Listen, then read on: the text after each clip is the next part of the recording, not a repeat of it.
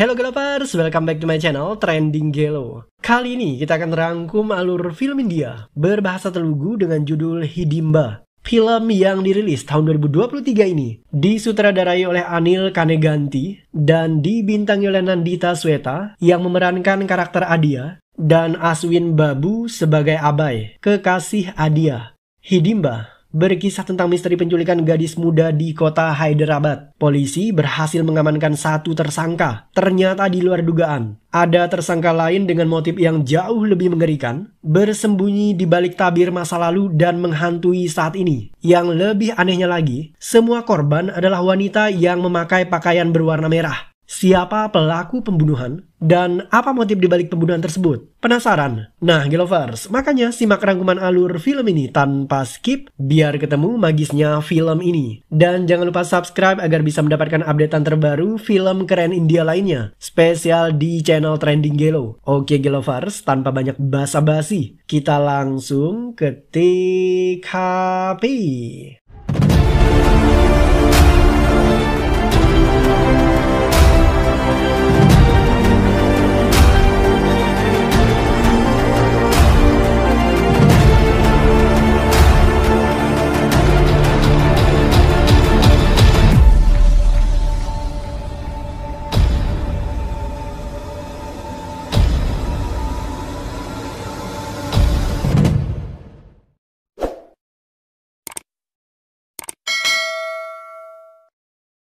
Di awal film, kita akan disajikan adegan di mana seorang anak bertanya kepada ayahnya, "Ayah, kenapa Tuhan menciptakan rasa lapar kepada manusia?" Ayahnya kemudian menjawab, "Itu sudah kodrat alami, karena ketika rasa lapar lahir, maka kehidupan lain akan berakhir." Setelah berkata demikian, sang ayah kemudian memasang topeng di wajah anaknya.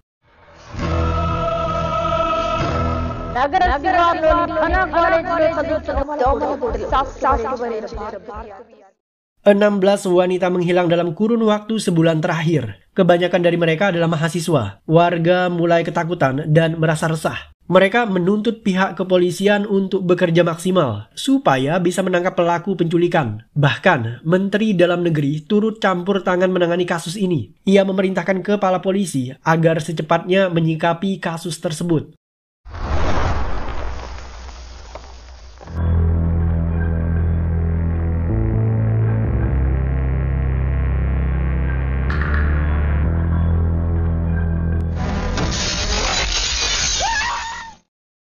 Seorang wanita bernama Bindu diculik oleh penjahat. Keesokan harinya polisi kembali panik dihujat media dan juga warga. Kinerja polisi dipertanyakan. Kepala polisi kemudian memerintahkan polisi wanita yang bernama Adia untuk menangani kasus tersebut. Adia akan dibantu oleh polisi bertubuh maco yang bernama Abai. Adia dan Abai segera melakukan investigasi. Diketahui sebelum diculik, Bindu datang ke pesta bersama kekasihnya. Tetapi karena pengaruh narkoba, pacar Bindu bertingkah mesum yang membuat Bindu kesal dan terpaksa meninggalkan pesta lebih awal.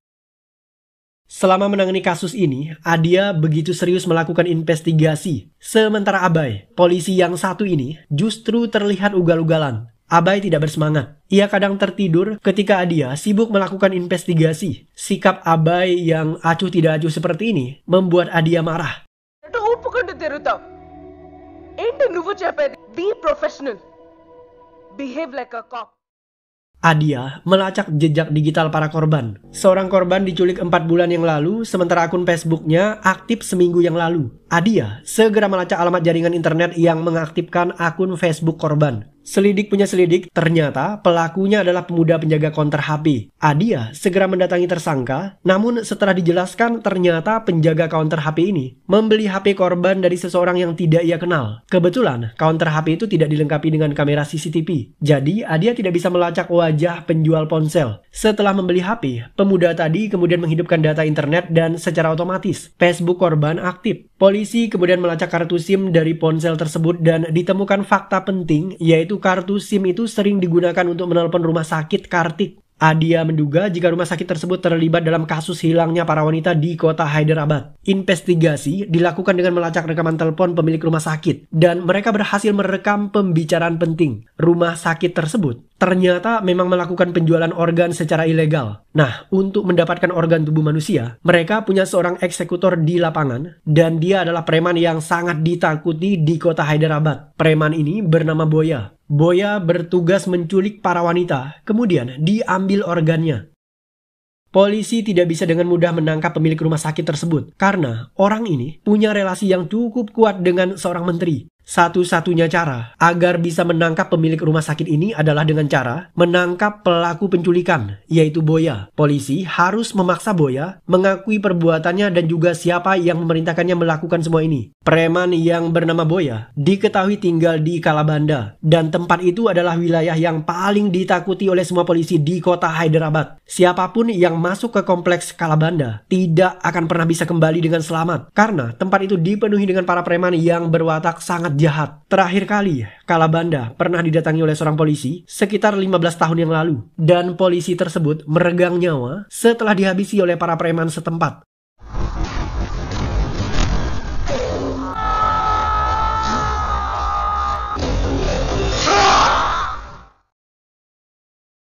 Abai datang ke Kalabanda sendirian. Ia tidak takut siapapun. Abai datang dengan menyamar sebagai seorang dokter yang akan mengobati pasien di Kalabanda. Ia dituntun masuk oleh anak kecil yang bernama Sultan. Kebetulan Sultan berdomisili di tempat itu. Sementara polisi lainnya, mereka memantau pergerakan Abai melalui drone yang terbang di atas udara. Ketika masuk ke dalam, Abai sempat diperiksa oleh seorang preman penjaga. Karena dirasa aman, preman itu kemudian mengizinkan Abai masuk ke dalam. Di sana, Abai bertemu dengan anak-anak yang sedang nongkrong. Ia kemudian mengajak mereka untuk main kriket. Abai menggunakan bola yang dilengkapi dengan kamera pengintai. Ia dengan sengaja memukul bola itu dan mengarahkannya ke rumah Boya. Ketika bola menggelinding masuk ke dalam sebuah ruangan, tampak jelas para gadis sedang disekap di sana. Polisi Adia tercengang melihat para tawanan dengan kondisi yang begitu mengenaskan. Bola kriket itu kemudian diambil oleh anak buah Boya. Tidak lama kemudian, Abai dan Sultan masuk ke dalam rumah itu untuk memeriksa. Abai pura-pura ingin mengambil bola tersebut sambil memeriksa keadaan di dalam. Langkah mereka kemudian dihentikan oleh anak buah Boya. Preman yang satu ini segera memberikan bolanya kepada Sultan. Setelah itu, ia mencoba mengusir Abai dan juga Sultan dari ruangan tersebut. Tetapi, Abai tidak mengampuni preman yang satu ini.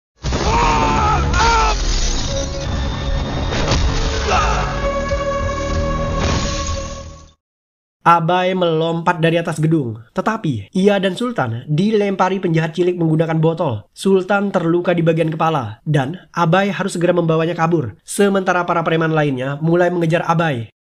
Abai berlari mengikuti instruksi yang diberikan oleh Adia, karena Adia bisa melihat rute di wilayah tersebut menggunakan drone. Pada akhirnya, Abai tiba di gerbang kompleks Kalabanda. Ia disambut oleh rekannya polisi yang sudah menunggu di depan gerbang. Polisi itu secepatnya membawa Sultan ke rumah sakit. Sementara Abai, ia harus berjibaku dengan para preman terkuat di kota Hyderabad.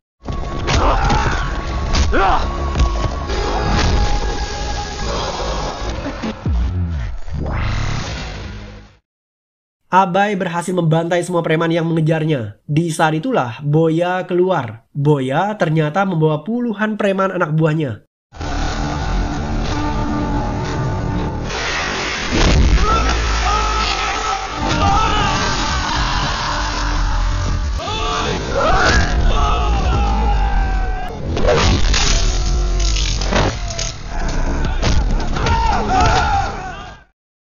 Setelah menghancurkan anak buah Boya, sekarang Abai berhadapan dengan bos preman yang bernama Boya. Ternyata Boya tidak sekuat yang dibayangkan. Abai dengan begitu mudah menundukkan Boya.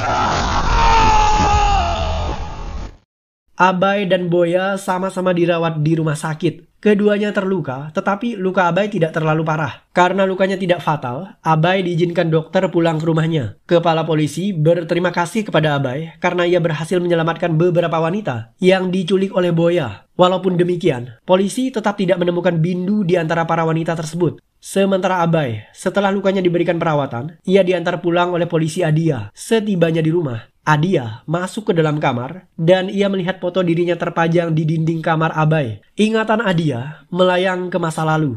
Ternyata mereka berdua adalah mantan kekasih. Tetapi hubungan mereka kandas di tengah jalan. Malam itu, Adia kembali mendekati Abay dengan harapan ia bisa membangun kembali hubungan asmara mereka yang sempat retak. Ternyata Abay juga memendam perasaan yang sama. Ia masih mencintai Adia. Pada akhirnya, mereka berdua CLBK.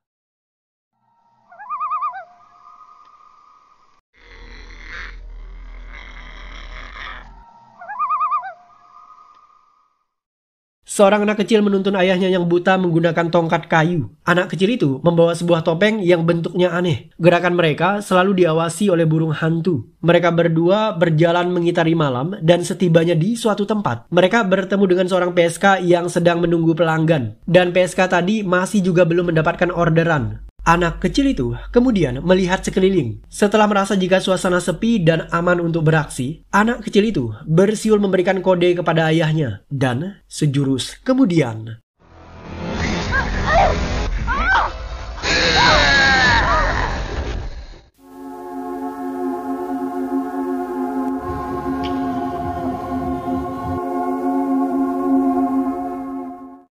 Adia terbangun. Ia mendapatkan panggilan telepon. Seorang wanita lainnya dikabarkan menghilang. Adia bingung. Siapa pelaku penculikan? Bukankah Boya sudah ditangkap? Adia kembali melakukan investigasi. Ia mengamati foto korban dan juga rekaman kamera CCTV di jalanan yang merekam gerak-gerik korbannya. Adia pada akhirnya menemukan satu fakta yang menjadi petunjuk penting penculikan tersebut. Ternyata semua wanita yang diculik oleh pelaku memakai atribut berwarna merah, mulai dari gaun, kain sari, atau bahkan tas yang dibawa korban juga berwarna merah. Sementara Boya, ia menculik wanita secara random tanpa memandang warna merah yang digunakan oleh korban. Setelah mendapatkan informasi penting ini, Adia segera memberitahu atasannya dan pada akhirnya mereka membentuk satu pasukan khusus yang dinamakan Red Operation atau Operasi Merah. Dalam operasi ini, selain dibantu oleh Abay, Adia juga dibantu oleh rekan-rekan polisi yang lain. Menurut keterangan dari kepala polisi, ada orang tertentu yang melihat satu warna lebih dominan dari warna lainnya. Dan orang yang seperti ini diindikasi sebagai penderita buta warna. Bahkan, pendiri Facebook yaitu Mark Zuckerberg adalah penderita buta warna. Zuckerberg cenderung melihat warna biru lebih dominan ketimbang warna lainnya. Itu sebabnya logo Facebook didominasi oleh warna biru. Kepala polisi menambahkan, kemungkinan penculik menderita buta warna seperti Mark Zuckerberg. Bedanya, penculik lebih dominan melihat warna merah. Adia segera menyusun siasat. Pertama, ia memberlakukan jam malam di kota itu.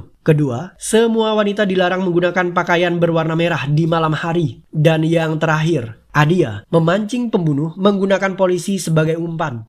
Sejumlah polisi wanita disebarkan di berbagai titik. Mereka menyamar sebagai warga biasa dengan memakai pakaian berwarna merah. Para poluan ini diawasi menggunakan drone. Sejumlah polisi juga berjaga-jaga tidak jauh dari mereka. Para polisi ini menunggu dan terus menunggu. Sementara itu, seorang pria buta terlihat sedang berjalan bersama putranya. Pria buta ini bernama Fetty. Di tangan anak Fetty tergenggam topeng menyerupai tengkorak kepala kambing. Anak kecil itu kemudian berkata, "Ayah, aku lapar." Fetty kemudian menjawab, "Baiklah, sekarang kita akan mencari makanan." Polisi mulai memancing korban dari pukul 9 malam hingga pukul 3 pagi. Tetapi pelaku tidak pernah muncul. Mereka mulai kelelahan. Polisi kemudian menghentikan operasi itu. Mereka bersiap-siap pulang ke rumah. Beberapa polisi wanita pulang menggunakan mobil polisi. Namun seorang poluan bernama Dipia justru pulang menggunakan sepeda motor. Ketika Dipia mengambil motornya di parkiran, di saat itulah Dipia justru diculik. Keesokan harinya, kepala polisi memarahi Adia. Adia dianggap ceroboh karena mengorbankan polisi lain sebagai umpan. Adia mulai tertekan. Ia menuju ke lokasi di mana Dipia menghilang. Adia mencoba mencari jejak poluan cantik yang diculik oleh pelaku. Dari kejauhan, Adia mendengar suara sayup-sayup anak kecil berlari di balik semak. Ia masuk ke dalam semak itu dan sejurus kemudian,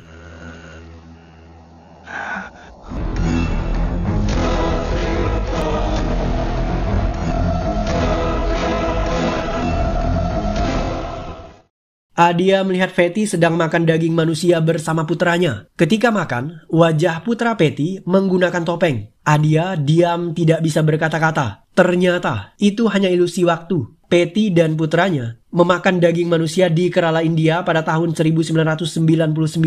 Sementara yang dilihat Adia saat ini adalah dua anak kecil yang sedang rebutan topeng di kota Hyderabad, dan kejadiannya terjadi saat ini. Topeng yang diperebutkan oleh dua anak kecil itu sama dengan topeng yang dipegang oleh anak laki-laki Patty di tahun 1999. Itu artinya sudah 24 tahun berlalu. Ketika melihat topeng itu, Adia teringat akan ayahnya. Ayah Adia adalah seorang polisi. Ia menyelidiki kasus pembunuhan berantai 24 tahun yang lalu ketika Adia masih kecil. Ayah Adia menyita barang bukti pembunuhan berupa topeng kepala kambing. Untuk mendalami kasus itu, Adia segera pulang ke rumahnya di kota Kerala. Di sana, ia bertemu dengan ibunya. Adia mencari topeng kepala kambing di gudang. Ia merasa heran kenapa topeng yang ditemukan saat ini sama persis dengan topeng yang pernah ayahnya temukan di masa lalu. Dan kasus yang ditangani oleh Adia juga sama persis dengan kasus yang ditangani oleh ayahnya, yaitu penculikan para wanita.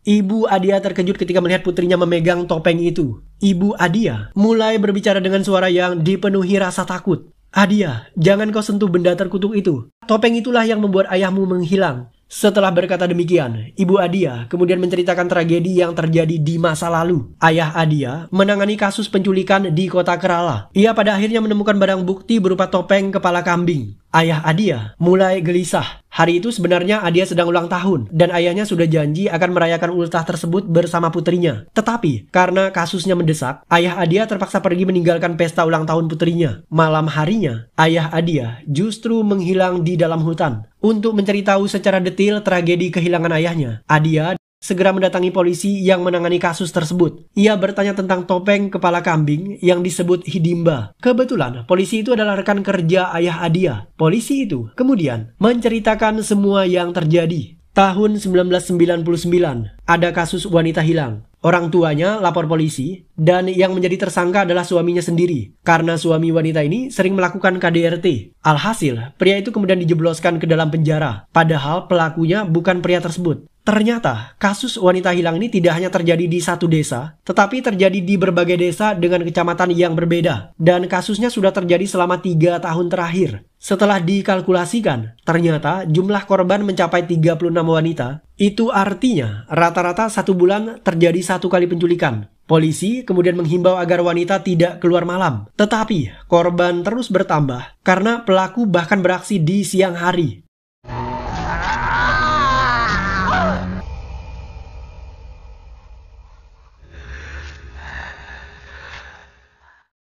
Pelaku penculikan terhadap para wanita ternyata adalah seorang pria tua yang bernama Patty. Patty tinggal di sebuah hutan yang jauh dari pemukiman warga. Patty membunuh untuk menyantap daging manusia, sama persis seperti Sumanto dari Indonesia. Tidak hanya Patty, anak laki-laki Patty juga ikut menyantap daging tersebut. Mereka adalah kanibal. Pada suatu hari, ketika sedang menyelidiki kasus, motor ayah Adia mendadak mogok. Ia singgah sebentar di sebuah rumah tua dan meminta air minum. Kebetulan, rumah itu adalah rumah Patty. "Pak, apakah aku bisa minta segelas air?" Ayah Aditya bertanya. Patty kemudian menjawab, "Ambil saja sendiri di dalam. Aku tidak bisa melihat." Ayah Adia masuk ke dalam dan meminum segelas air. Setelah itu, ia kembali basa-basi dengan Pak Tua Patty. Dari logat bicaranya, ayah Adia tahu jika Patty bukanlah orang dari desa setempat karena logat bicaranya berbeda. Ketika ditanya, Patty beralasan jika dirinya adalah seorang pengembara dan ia berkelana dari satu tempat ke tempat yang lain untuk mencari madu hutan dan dijual kepada warga. Setelah memperbaiki motornya, ayah Adia dan temannya segera meninggalkan tempat itu. Seorang petani menemukan topeng Hidimba. Topeng itu ia dapatkan di sebuah hutan. Kronologis kejadiannya seperti ini. Petani itu menemukan pria tua berambut putih yang berlari masuk ke hutan. Karena terburu-buru, pria tua tersebut meninggalkan topeng Hidimba. Hasilnya cukup mengejutkan. Kayu untuk membuat topeng diperkirakan berusia sekitar 100 tahun. Dan di dalam kayu tersebut terdapat darah manusia dengan 45 DNA berbeda. Dan ternyata DNA tersebut cocok dengan DNA para korban yang selama ini menghilang. Asal mula Hidimba sudah ada sejak tahun 1857. Saat itu, India berusaha mengusir penjajah Inggris. Tentara India kemudian ditangkap dan dibuang di pulau yang bernama Hidimba. Pulau itu dihuni oleh para suku kanibal yang berasal dari suku Hidimba, sesuai dengan nama pulau yang mereka huni. Suku Hidimba menjadikan topeng kepala kambing sebagai simbol yang sakral ketika mereka menyantap daging manusia. Saat para tawanan India dibuang oleh tentara Inggris di pulau tersebut, orang-orang suku Hidimba segera menghabisi para tawanan tersebut dan menyantap dagingnya.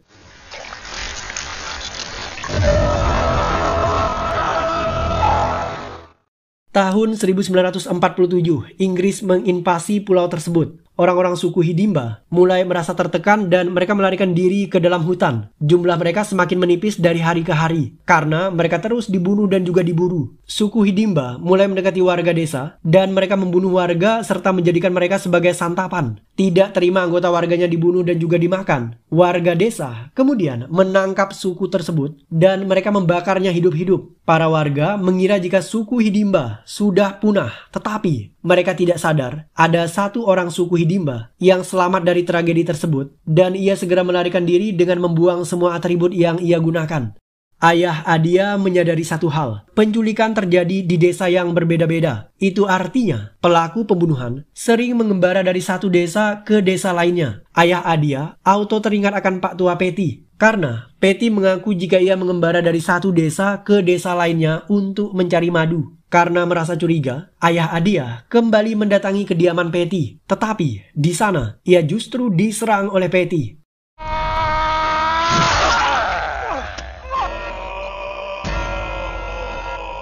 Ternyata Peti tidak buta. Ia bahkan menyerang ayah Adia secara membabi buta. Pada satu kesempatan, Peti berhasil menekan ayah Adia dan ia memakan anggota tubuhnya. Ayah Adia berusaha membela diri. Ia meraih pistolnya, kemudian membunuh Peti. Tetapi di saat bersamaan, ayah Adia juga tewas karena ia sudah terlebih dahulu diserang oleh Peti.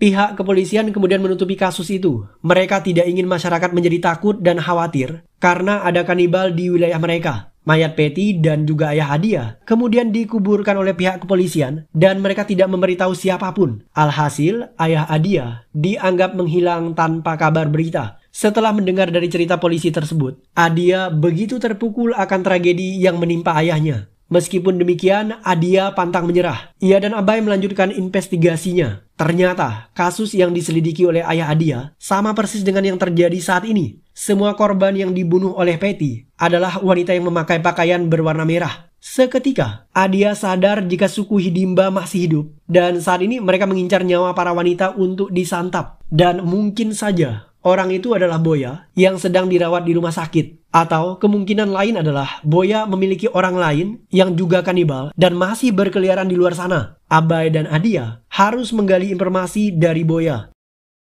Untuk mendalami kasus itu, Adia dan Abai mendatangi profesor yang bernama Jaikan. Karena profesor yang satu ini pernah menulis buku tentang suku Hidimba. Profesor kemudian menjelaskan cara orang Hidimba bertahan hidup di tengah masyarakat. Dan orang yang dimaksud oleh profesor tentu saja Pak Tua Peti. Peti adalah suku Hidimba terakhir. Ia bekerja sebagai seorang tukang jagal. Peti sangat tertutup dengan orang-orang di sekitarnya. Ia tidak mau membaur dengan siapapun. Hingga pada suatu hari, Peti bertemu dengan seorang gadis. Hidupnya mulai berubah. Peti jatuh cinta kepada gadis itu. Mereka kemudian menikah dan dikaruniai seorang putra. Sejak menikah, Peti mulai terbuka dan ia sangat bahagia. Hingga suatu hari, istri Peti meninggal dunia karena sakit. Kejadian itu membuat Peti kembali murung dan selalu tertutup untuk dunia luar. Ia mulai depresi dan sangat tertekan. Peti akhirnya menderita buta warna. Tidak hanya itu, Peti juga tidak menyukai orang-orang di desanya. Ia terpaksa pindah dari satu desa ke desa yang lain. Dan benar saja, setiap kali Peti pindah, maka wanita di desa itu akan hilang. Sejak maraknya kasus wanita hilang, ayah Adia mulai melakukan investigasi terhadap kasus tersebut. Dan ia berhasil menemukan Peti sebagai pembunuh. Tetapi naas, ayah Adia dan Peti keduanya tewas ketika sedang berduel. Mayat mereka dimakamkan secara rahasia oleh pihak kepolisian sehingga warga mengira jika Peti menghilang. Sementara putra Peti, ia terpaksa tinggal di sekolah berasrama milik misionaris Kristen. Tidak hanya bertanya kepada profesor, Adia juga bertanya kepada dokter forensik terkait kasus kanibal dan juga buta warna. Menurut penjelasan dokter, penderita buta warna tidak bisa melihat cahaya yang berkedip. Mereka butuh waktu yang agak lama untuk menyesuaikan diri beberapa saat sebelum pada akhirnya bisa melihat dengan jelas. Tidak hanya itu, seseorang yang mengkonsumsi daging manusia secara rutin akan mengalami buta warna dan penyakit itu akan diturunkan secara genetik dari orang tua ke anaknya. Boya telah sembuh dari penyakit yang diderita. Ia melarikan diri dari rumah sakit tersebut. Boya juga menghajar seorang preman yang mengkhianati dirinya. Boya bahkan menjilati darah preman itu. Tidak hanya sampai di situ, Boya juga mengirimkan sejumlah preman agar menyerang Abai dan Adia yang sedang melakukan investigasi di kota Kerala.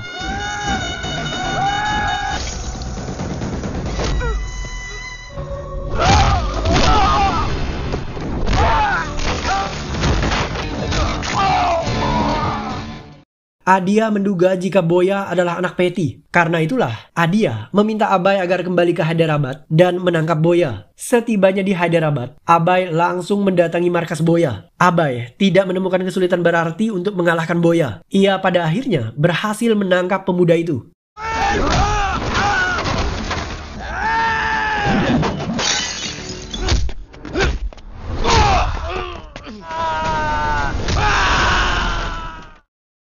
Sementara Adia, ia masih berada di Kerala, India. Adia bertugas memeriksa dokumen tentang anak Feti di panti asuhan dan juga di sekolahannya. Adia mendatangi sekolah di mana anak Feti pernah mengenyam pendidikan. Ia memeriksa dokumen lama yang sudah berusia lebih dari 20 tahunan. Dan pada akhirnya, Adia menemukan fakta yang sangat mengejutkan. Karena ternyata anak Feti bukanlah Boya, tetapi Abai.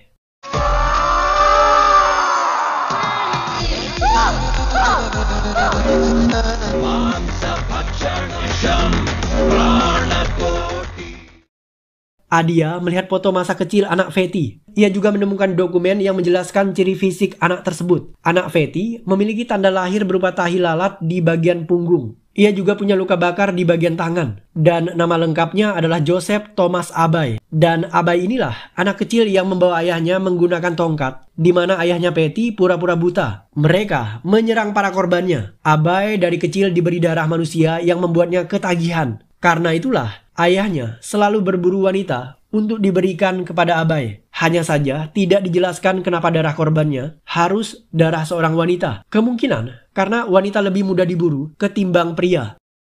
Adia menangis setelah mengetahui jika kekasihnya Abai ternyata adalah seorang penculik dan juga kanibal. Ia buru-buru pulang ke kota Hyderabad. Setibanya di sana, Adia menyelinap masuk ke rumah Abai secara diam-diam. Ia mencari ruangan rahasia di mana Abai menyimpan para korbannya. Setelah sekian lama mencari, ruang rahasia itu akhirnya ditemukan. Adia mendapatkan bindu yang tergantung. Wanita itu masih bernyawa. Adia berusaha membebaskan bindu, tetapi di saat bersamaan, Abai keburu muncul dan Adia terpaksa menodongkan pistol ke arahnya.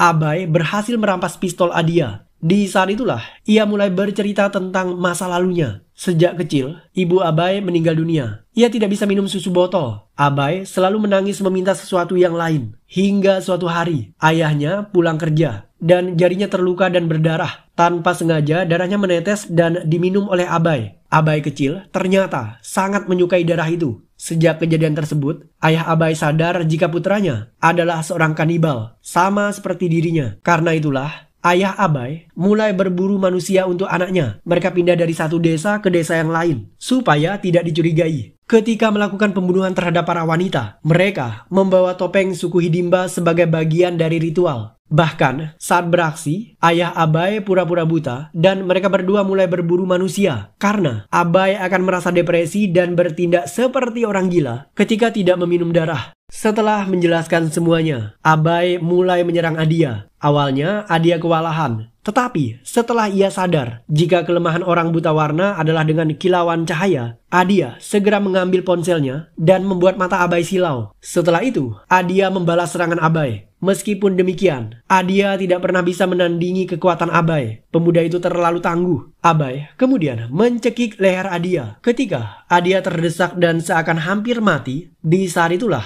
Abai tersadar jika ia sangat mencintai wanita itu. Abai kemudian melepaskan pegangannya dan ia menjelaskan alasan kenapa mereka putus. Ternyata Abai dengan sengaja memutuskan hubungan mereka berdua karena ia tidak ingin menyakiti Adia. Pernah suatu hari, jari tangan Adia terluka dan berdarah. Abai mulai menghisap darahnya. Ia terlena karena darah Adia begitu nikmat. Abai lupa dan ia hampir saja membunuh Adia. Karena itulah Abai memilih menghilang dari hidup Adia. Setelah menjelaskan semuanya, Abai kemudian meminta Adia agar membunuh dirinya.